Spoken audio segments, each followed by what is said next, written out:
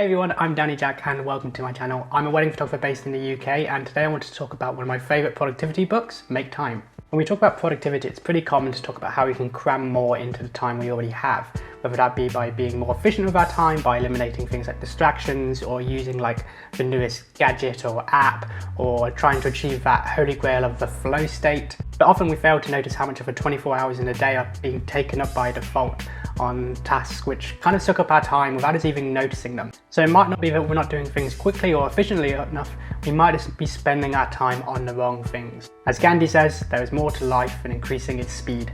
I do think that finding ways to be efficient is important, but that's just one piece of a puzzle. What we should also be doing is taking a step back and looking at that whole 24 hours we have in a day and seeing how our time goes, seeing where we actually spend most of our time. Are we using that time the way we'd like to?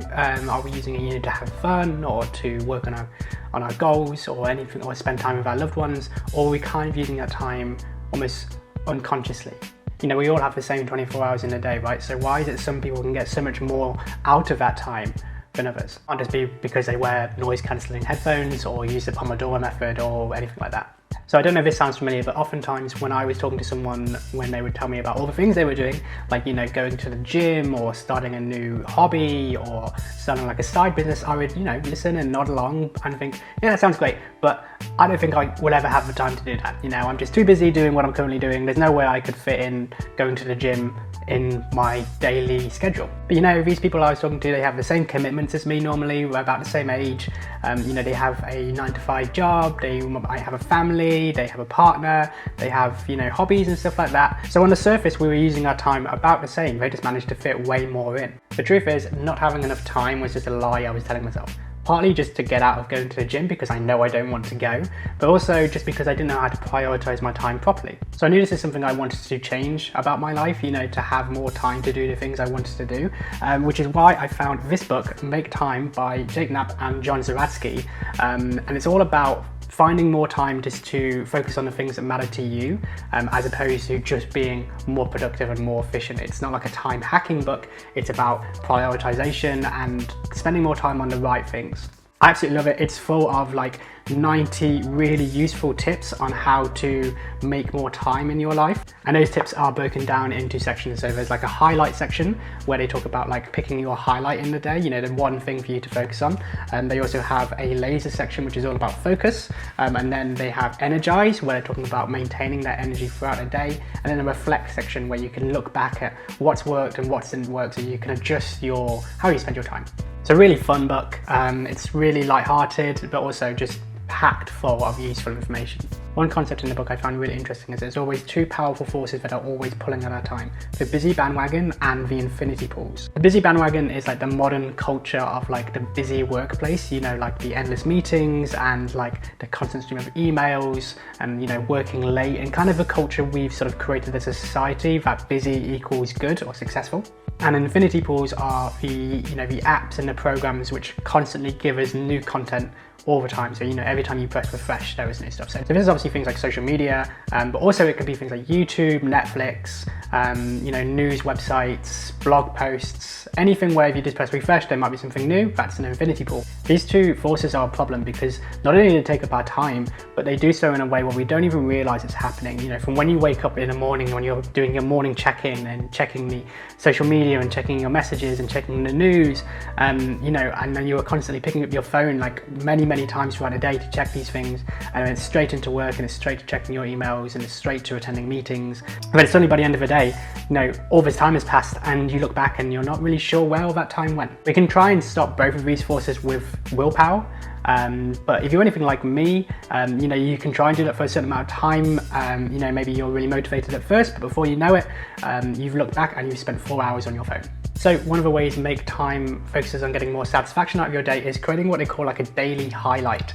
So that is something that maybe you wouldn't normally do, that you kind of block some time off in the day to focus on.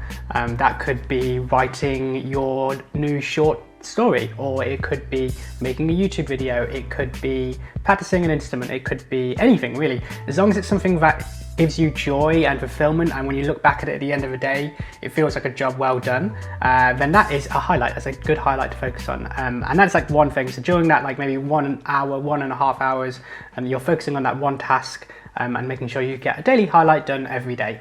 Another part of the book I found really helpful was ways to free yourself from all these infinity pools. I know it's something I struggle with checking Instagram and checking Facebook and things like that. So having some tips to kind of slow that down and to be a bit more intentional, I found really, really helpful. One of the main tips I took away from this is keeping my phone in a different room up until about noon. So that way from like 8 till 12, I can get my work done without having to look at my device, without the temptation even being there. I just put it in a completely different room, and I find that super, super helpful.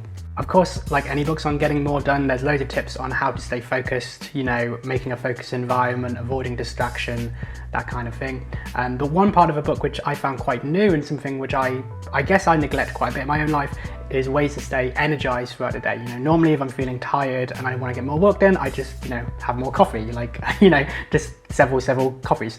But obviously that's just delaying the inevitable crash, and it's not something which is sustainable for feeling energized throughout the day. So there's some really good practical tips on how to be more energized. You know, obviously there's exercise and there's doing like short HIIT workouts, but there's also how you manage your sleep and when you should eat, and when you should actually have coffee, and how to go with your own circadian rhythm. All these great tips like that. I'm trying some out, having some success so far. Hopefully we'll feel a bit more energized going forward.